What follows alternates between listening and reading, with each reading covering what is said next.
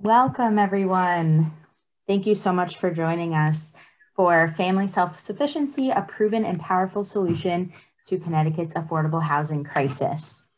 Thank you again for joining us for our Tipping Point Conference, Connecticut's first affordable housing conference series. My name is Kaylee Pratt. I'm a senior policy analyst at Partnership for Strong Communities. Throughout the week, Partnership is hosting over 30 sessions featuring local, state, and national leading experts leading conversations that explore challenges, share best practices, and coalesce us around critical next steps to address key affordable housing issues in our state. We are very excited for this presentation, but before we get started, I just want to take a moment to thank our wonderful sponsors. Our leading sponsors for this conference are the Connecticut Housing Finance Authority and Melville Charitable Trust. Collaborating sponsor is the Connecticut Department of Housing, and our supporting sponsors are Housing Enterprises Incorporated and Whittlesey. So thank you so much to them, and we wouldn't be able to host this series without their deep support. Additionally, I would like to take a moment to talk about some housekeeping items. First is that this session is being recorded. Then we'll make that recording accessible as soon as possible after the conference. All participants have entered the session muted. Please remain on mute. If the presenters request that you take yourself off mute, you would just need to select that option in your Zoom control panel. If you have any technology issues, please select the chat icon in your Zoom control panel and send those off to me, Kaylee, or I'm also on as PSC Zoom meetings, so please direct any questions to me. Your presenters will let you know how they would like for your questions to be submitted throughout the presentation. And a few minutes before the presentation, you will have a feedback survey pop up. And so please take a moment to let us know how the session is, how the session has gone. Lastly, Partnership for Strong Communities is working to better understand the needs of our communities and affordable housing partners. We want to learn. So toward the end of the session, I will include a link in the chat box to a survey. Please take a moment to complete that survey, share your feedback, and help us shape the policy on affordable housing moving forward.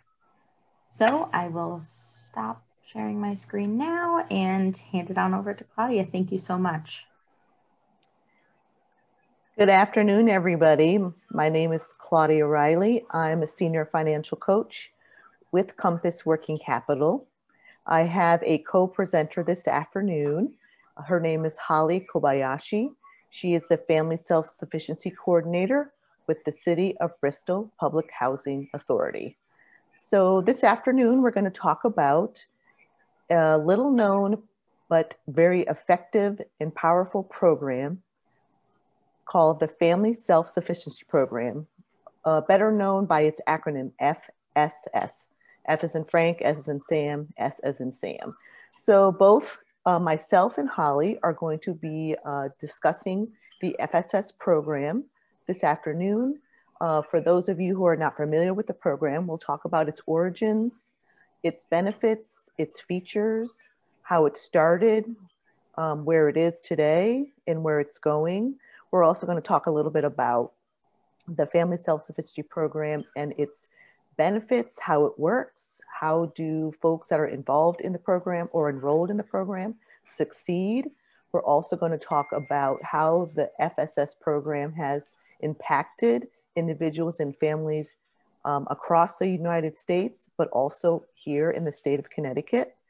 We're also going to talk about how if the FSS program is something that appeals to you, or perhaps the organization you work for, the private company you work for, or maybe even the city or town that you work with, perhaps you can become involved and we can tell you how you can do so, okay? All right, moving on. So what we're really gonna look at this afternoon is we're gonna look at the challenges that are facing individuals and families here in Connecticut as well as across the country. we strongly believe that asset poverty rather than income poverty is the true measure of equality here in this country and in the state of Connecticut. Many of you probably saw a statistic that was released not too long ago, actually a few days ago, that really shook me. And it said that Connecticut is the #1 state that has the largest racial wealth gap in the country. So that to me was pretty shocking. And it even to myself urged me more to work harder in this program. And I hope that others will too. So a couple of interesting statistics about what we call asset poverty. 1 in 4 US households is considered asset poor. So what does that mean? It means that the household lacks sufficient net worth to subsist at the poverty level for 3 months without income. It also means that we feel that assets are a stronger predictor than income for financial well-being and economic mobility. The other point we wanted to make was, despite the critical role that assets play supporting families to move forward, the opportunity to build assets is out of reach for many families with low incomes, and particularly we're looking at families of color. All right. Hi, everybody. I'm Holly, and glad to have you join us this afternoon. The FSS program was created by Congress in 1990. I don't know if you have heard of before that, the successor of Project Operation Bootstrap. That was, unfortunately, I'm dating myself, but that was one of the programs that was before FSS, which is, FSS has developed something on its own, which is a tremendous, very, very big, best kept secret in the States. I think that it's a program that promotes employment and asset growth, and I think that's one of the things that we really want other organizations exposed to, because this is a tremendous program. It's an employment and savings incentive program for families who have Section 8 voucher, or they live in public housing, or they live in privately owned affordable housing unit that's subsidized, like a project-based Section 8 program. At Bristol Housing, we have all three, but basically my job objective is to work specifically with Section 8, because that's where the incentives come in. This consists of a combination of case management, which is supportive services, and financial, economic, how would you say, I guess, rising on the economic ladder. I mean, that's what we try to work with in the program.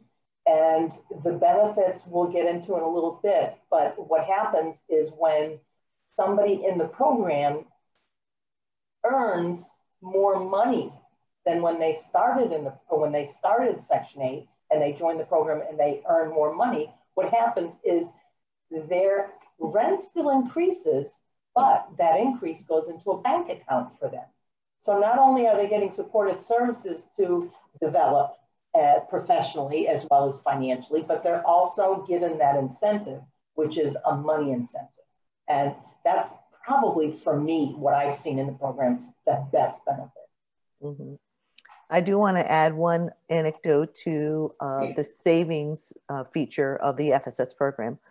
A lot of the times when I do talk to potential enrollees in the program, a lot of them come back to me and say, I can't believe what I'm hearing. I'm getting a match savings for my earned income. I say, yes, absolutely. But they don't believe it until they see it. And when they see their balance is growing, it's very impactful in a great way. So I'm going to go to the next slide, Holly. I just wanted to mention on top of Claudia that we, in the program, the coordinators are required by HUD to give what we call savings account statement every year. I tend to do it quarterly because I like them to see more often what they're making. And I will also let them know when I do their recertifications, I let them know if there's a change in income, how much more they're going to be making monthly, which is really exciting for me, but also exciting for them. It gives them inspiration to work harder and make more money.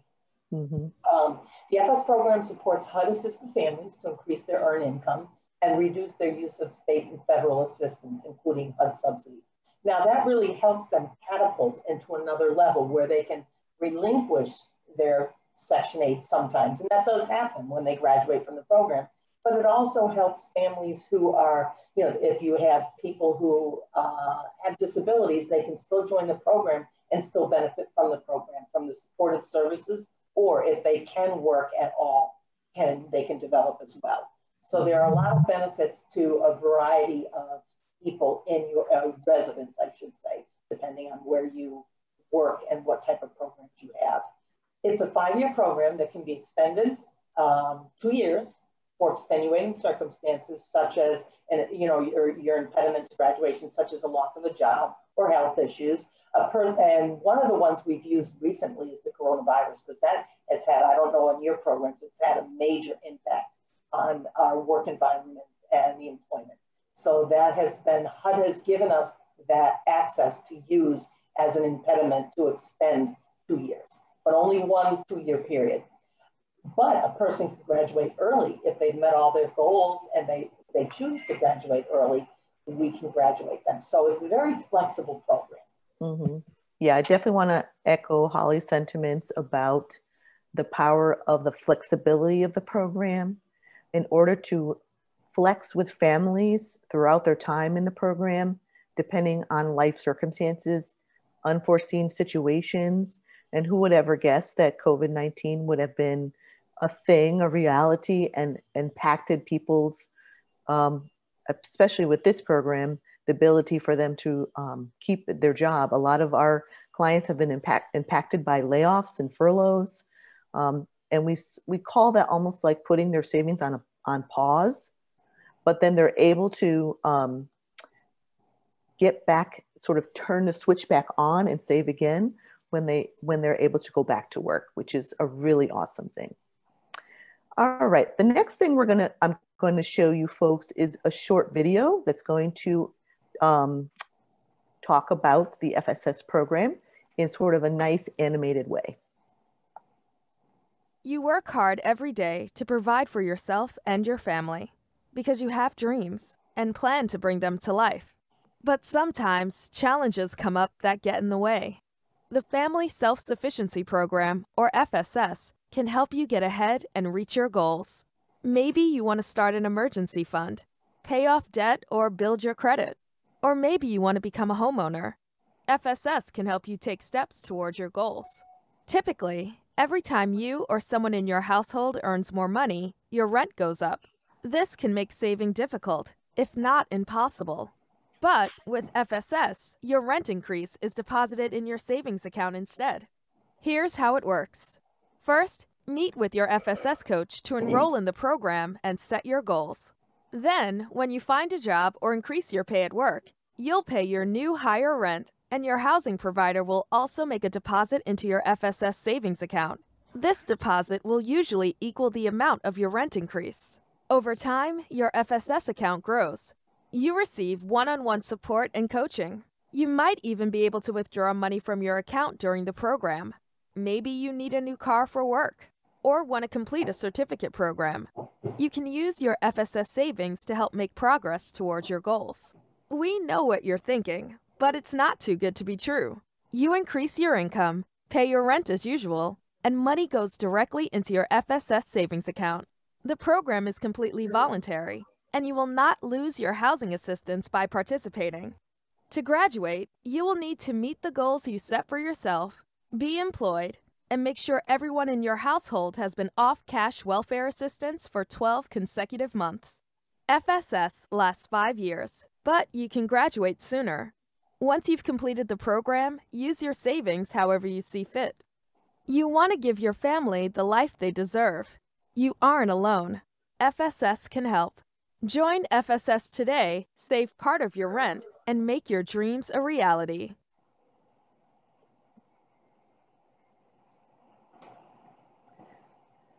You work hard every day. So as you can see from the video, it gives folks a nice explanation, a very clear explanation of FSS and how it works, how it benefits enrollees, and also explains the flexibility of the savings.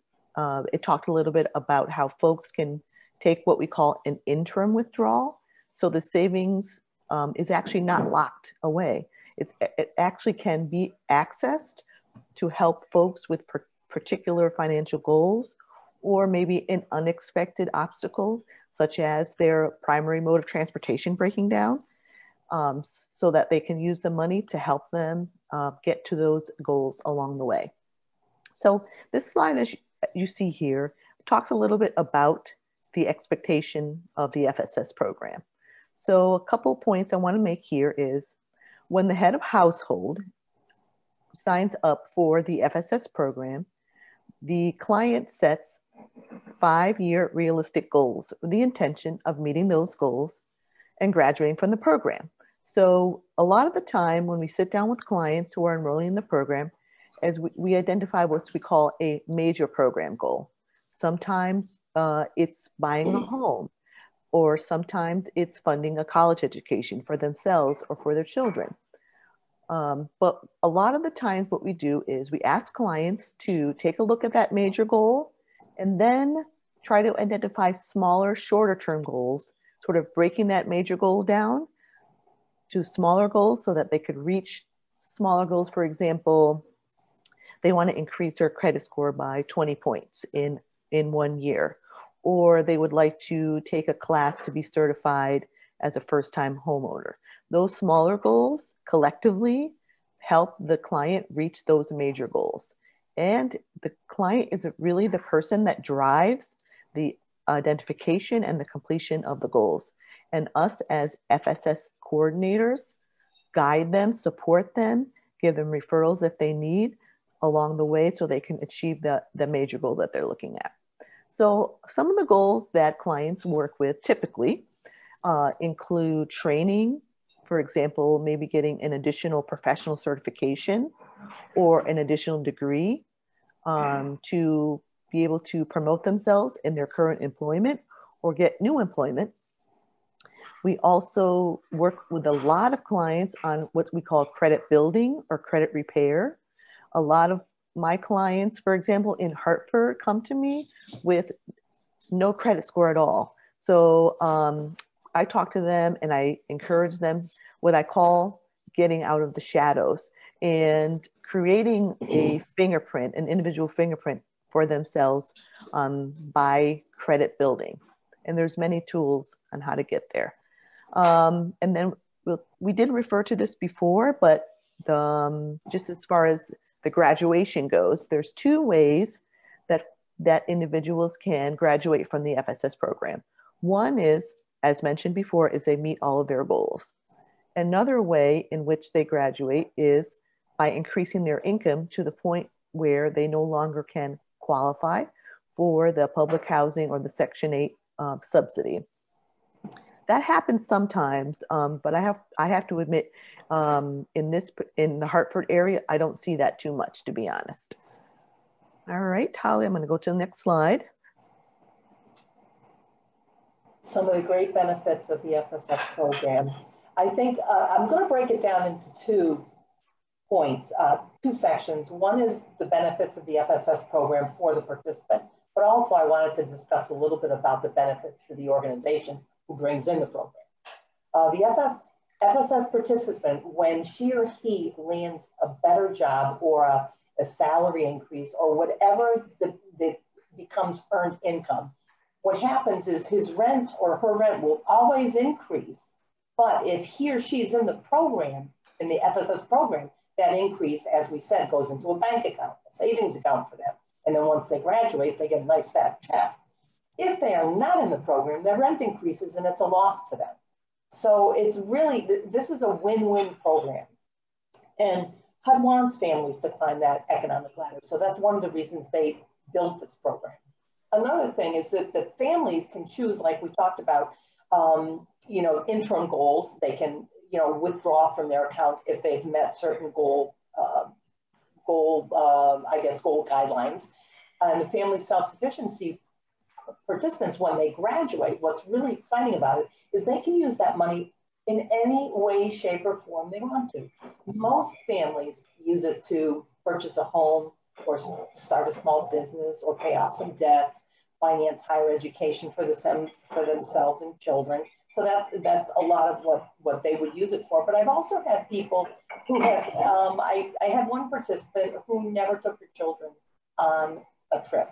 She wanted to set up an educational trip for them to learn, and that's what she did with her funding. So it was really exciting for her to see her get that check and also know that that's what she was planning.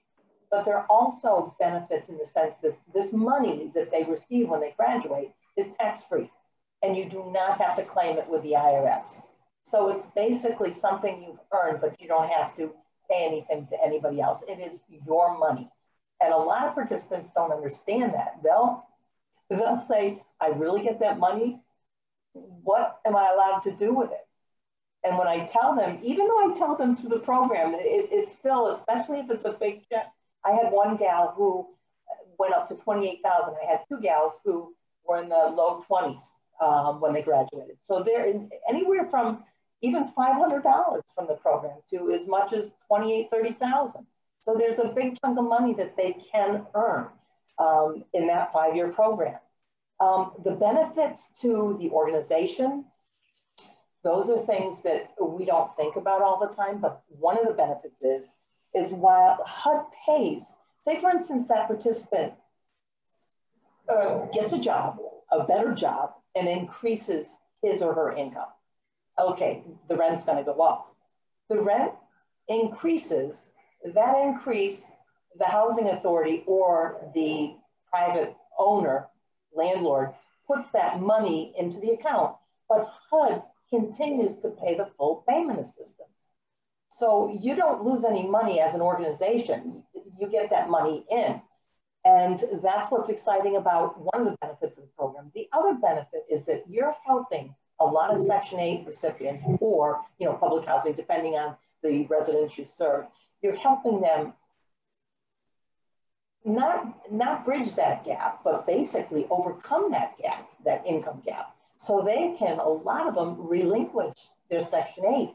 They don't have to from the program. I have a lot of graduates who are still on Section 8, but I also have at least half of them who have left Section 8. So they've been able to grow asset and leave the program. That makes room for new Section 8 recipients, which is very exciting. Yeah. I also have, in our housing authority, we have won quite a few awards throughout the years.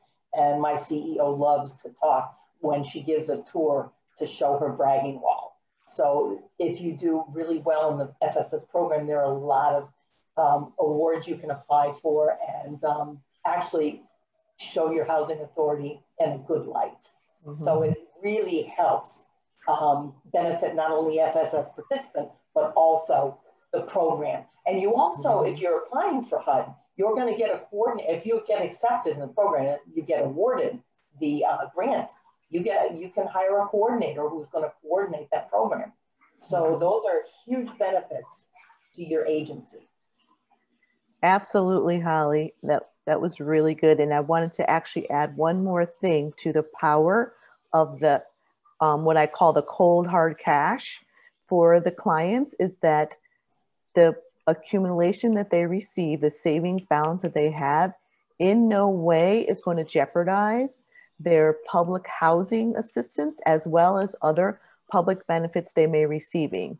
As you probably all know, all the folks listening in, is that people get frankly frightened when they start saving a good amount of money, that sometimes they get punished for having those savings and they lose their benefits. They're afraid that they're going to lose their public housing voucher or they're going to lose their SNAP benefits. As you all know, those benefits are critical lifelines for financial survival from day to day, week to week, month to month.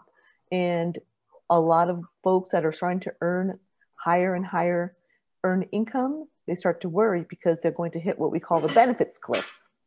As you all know, when folks start earning a certain dollar amount, depending on their family size, all of a sudden the rug gets pulled out from under them, right? So they lose their SNAP benefits and all of a sudden they're scrambling to try and make up the difference between, could be several $100s a month in SNAP benefits. And all of a sudden to them, it's almost like they're working for nothing because they lost the SNAP benefits. But the beautiful thing about the FSS savings is that it in no way it will jeopardize the client's position in their housing or with other public benefits. All right, so now we're going to look at FSS and its impacts across the nation. The statistics that you see on the screen right now are from HUD reporting for from a decade snapshot. I believe it's from 2010 to 2020. So this is looking at statistics nationally. As you can see here, and I do want to make this point before I go into the statistics, is that across the United States, there's over 2 million households across the country that are eligible to participate in the FSS program.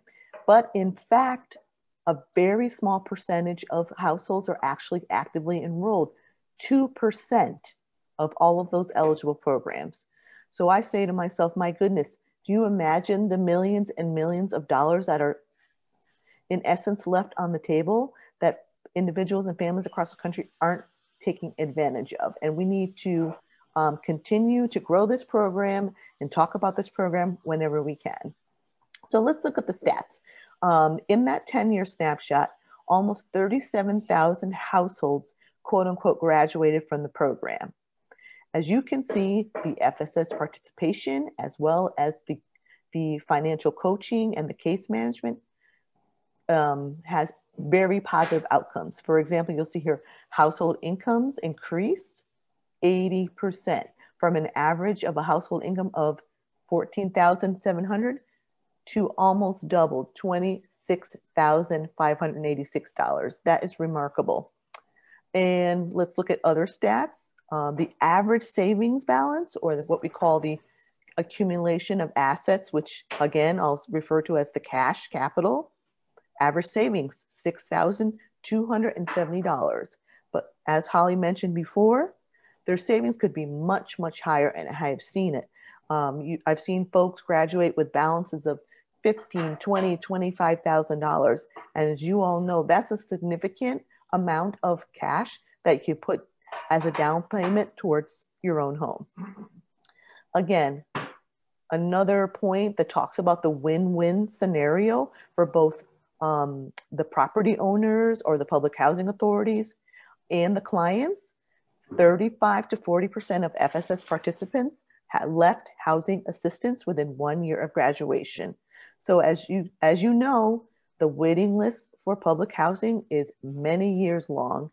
And if we have a positive revolving door, if you will, for folks graduating and moving off the property, in essence, opening up a voucher for another deserving and needy family, that just keeps the pipeline going in a very positive direction.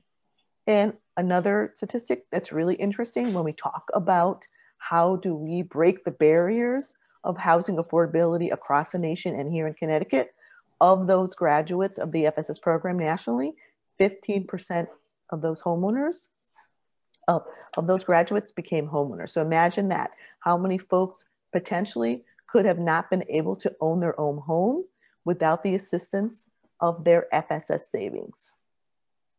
Okay, Holly, this is yours. You'll notice that Connecticut has some decent stats in comparison to national. We're a small state, so we only have 5,900 active households. I think that may be a little higher more recently, but because we continue to grow. But average escrow balance in Connecticut is about 6,300, and I think that's a little higher now, maybe about 6,800. Not certain, but I've seen our stats from HUD recently, and could be a little higher.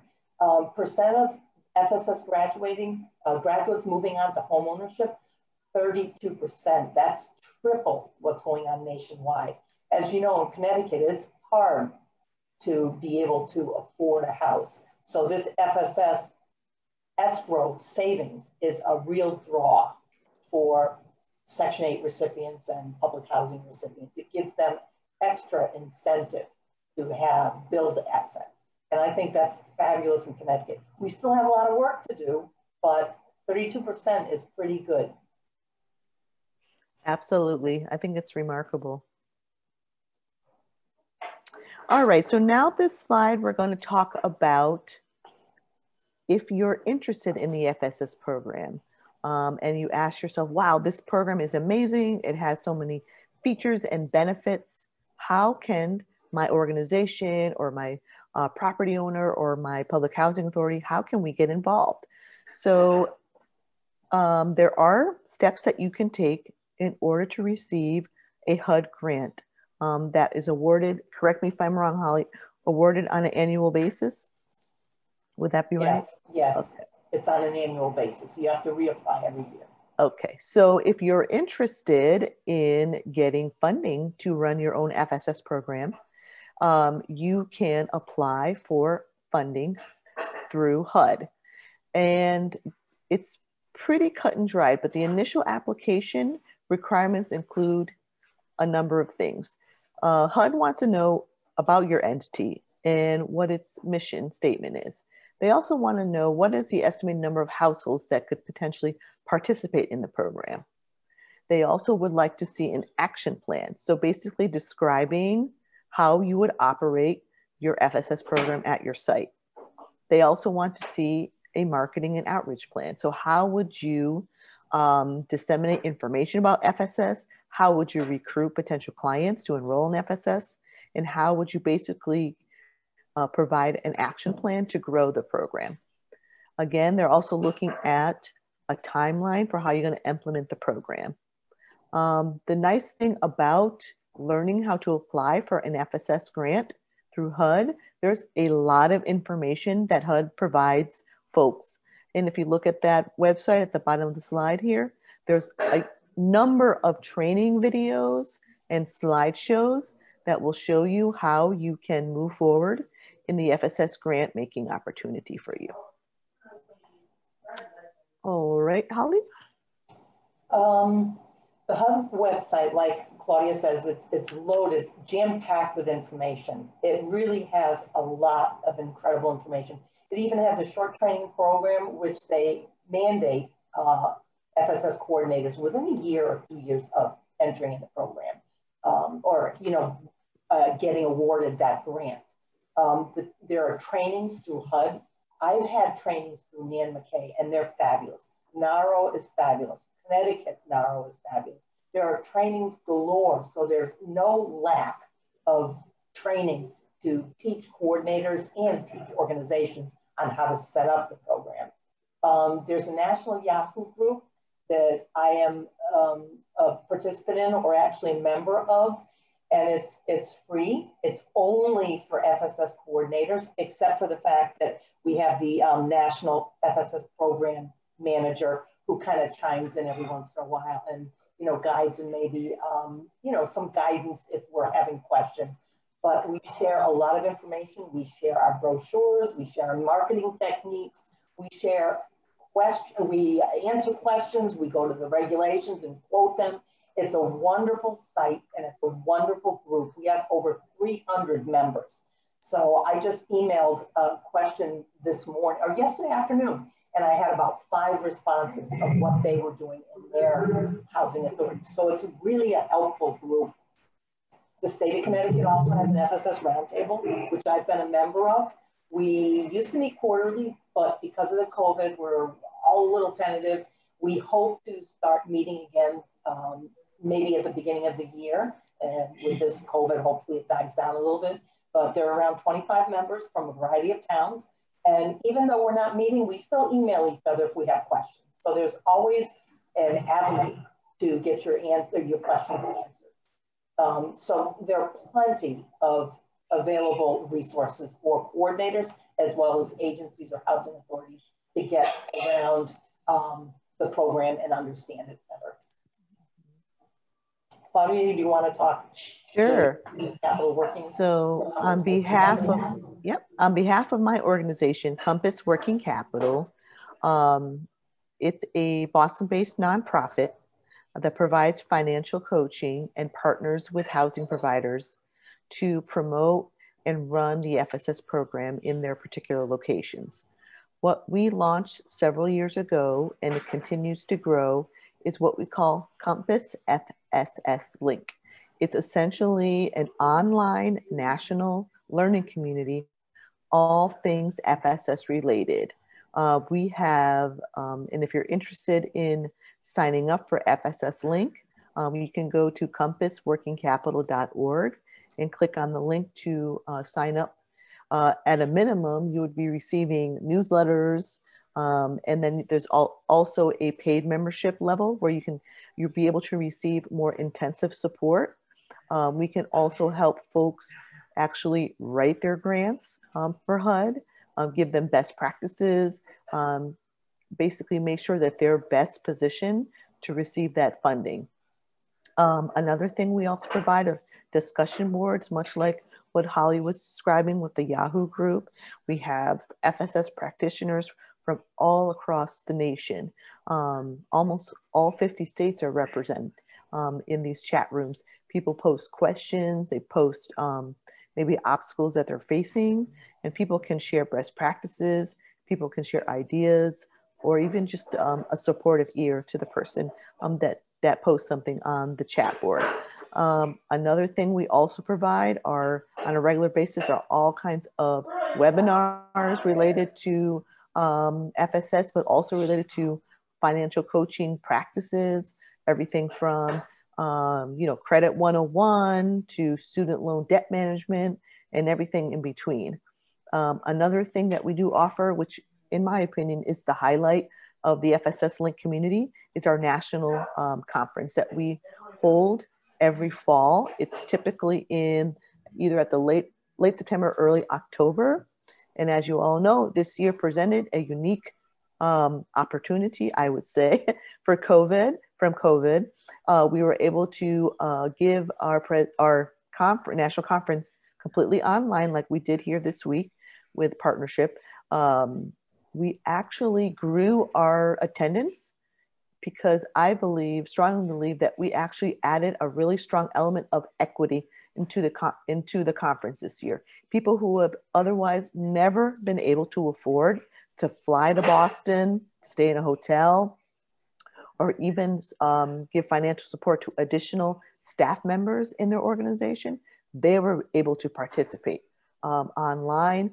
They were able to attend sessions, ask questions, be educated, and most importantly, be inspired.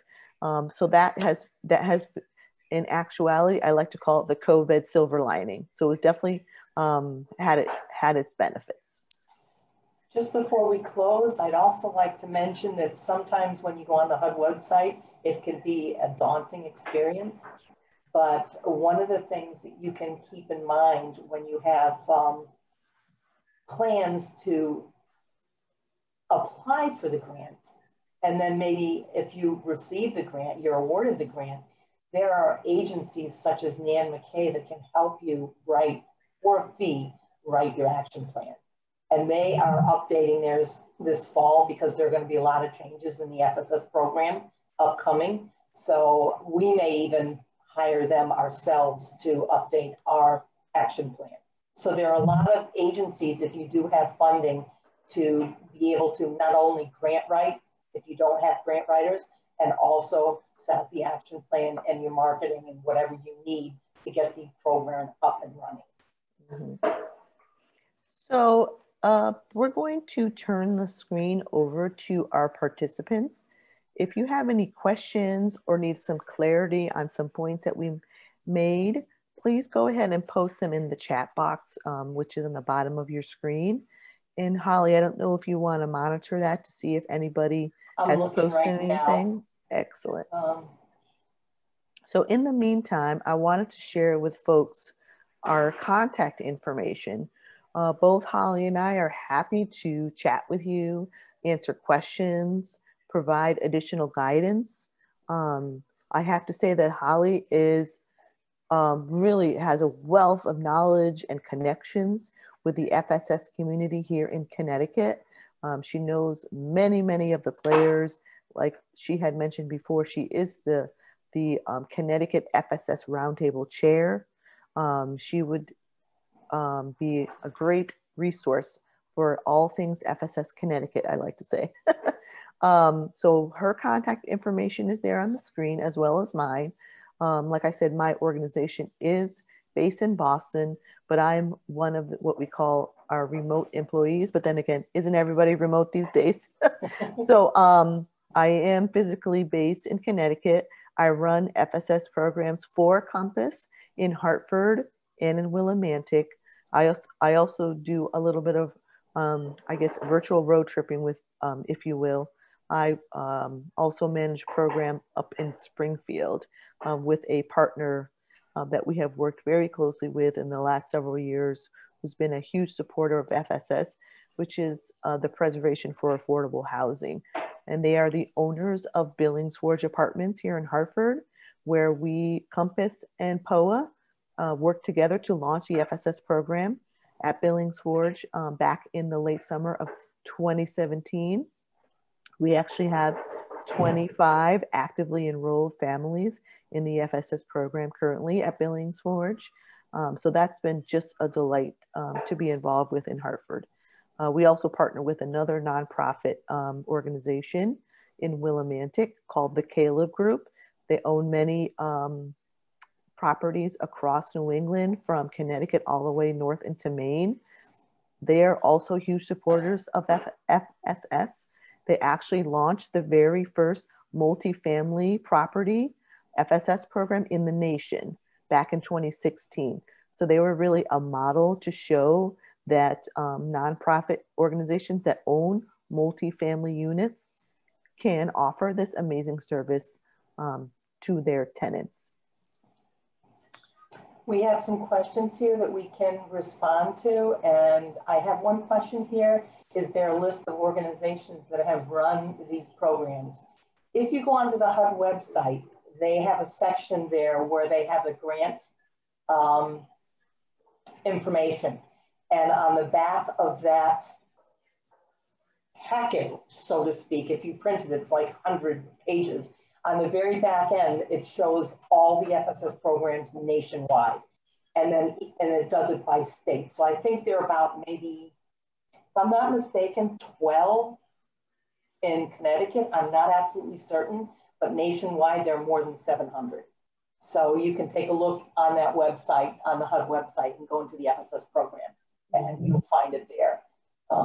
Then we have this, is there a cap on the amount of money a household can earn? There's not a cap. However, it's really hard to earn more than 5 years allows you to. It all depends on, you know, how you start the program, what kind of job you have, or the best way to get somebody in the program. It's kind of not always what people want, but I always encourage people, if they've just lost the job, sign up, sign up. You want them on the lower income, so their incentive is to build that asset. And so there is no cap, but I haven't seen anything more than 28,000 in my recollection. But as far as I know, there's no cap. Correct. There's some public housing authorities, I know that I'm aware of in the Boston area, that have some slightly different rules for savings limits. Some of them do exist, but for the most part, it is no cap, if you will. Oh, I just recognized somebody from Newington. He's interested in finding out about the possibility of getting more FSS clients into some of our houses. Craig, if you would like to talk to me offline, you have my email address and my phone. Feel free to contact me and we can discuss further. I'd love to have a discussion with you on this. The next one is,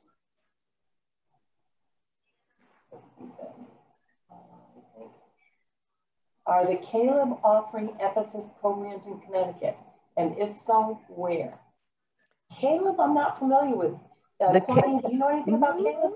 So the Caleb Group, they are based again in the Boston area, but they own 2 properties here in Connecticut.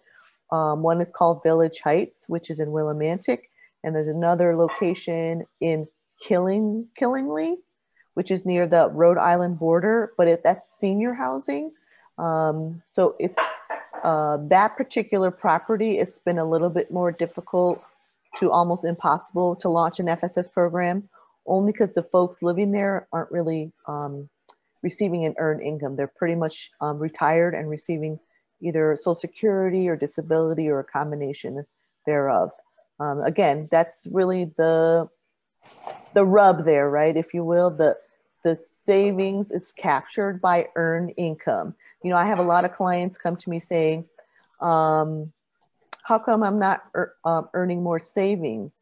I said, you have to make sure that what you're looking at as far as what's going to go in or be eligible to get deposited into the escrow account is earned income only. So that doesn't include SSI, SSDI, child support, unemployment, anything to that effect. It would have to be from a job. So I do have some folks that I work with that are on disability. So I encourage them, if they're able, to work a little bit. Not only does it supplement their SSDI, but it also triggers the match savings to occur while they're in the FSS program. So I always say to them, hey, if you can swing it, work 5-10 hours a week, then you'll be able to save a little bit with me, which is really excellent for those on disability.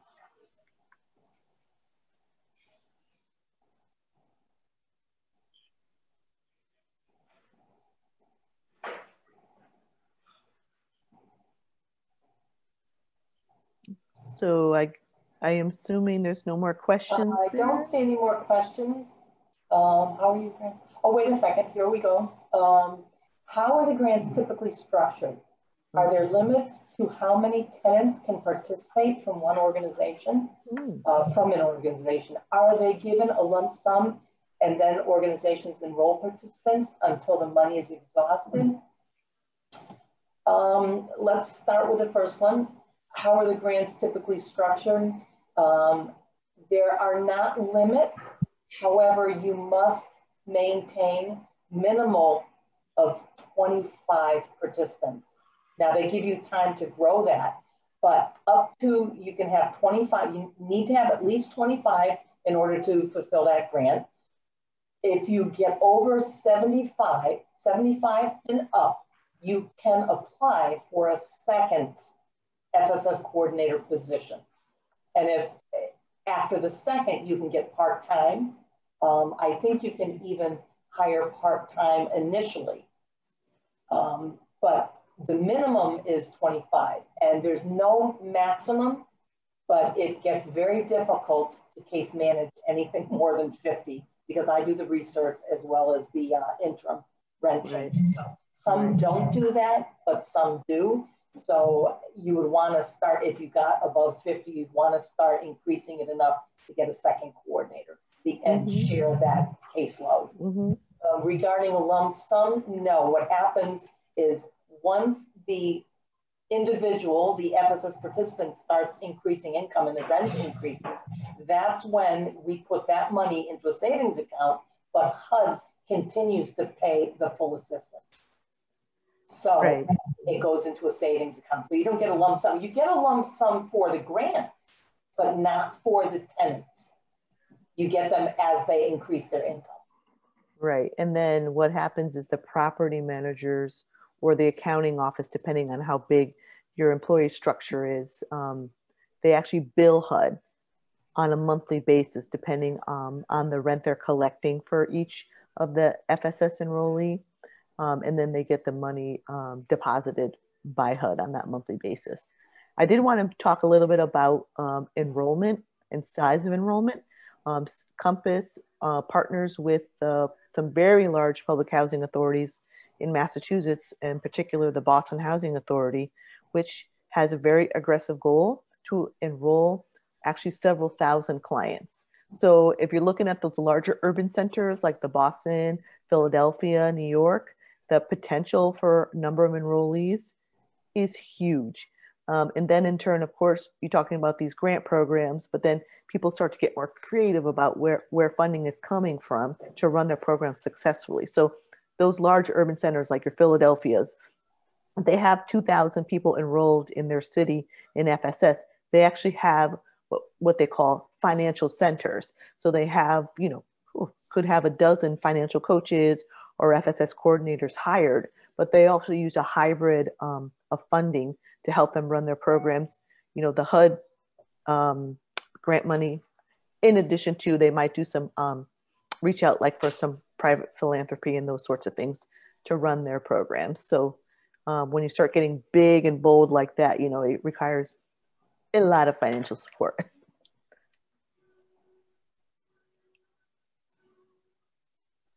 I don't see any more questions. Okay, excellent. So that's really it for now. I hope you all enjoyed the presentation. You learned a bit. FSS is really just an amazing gift.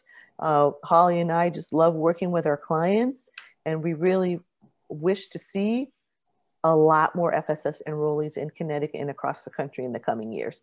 So thanks very much, everybody, for attending. We appreciate you. Thank you very much, everybody. It was enjoyable.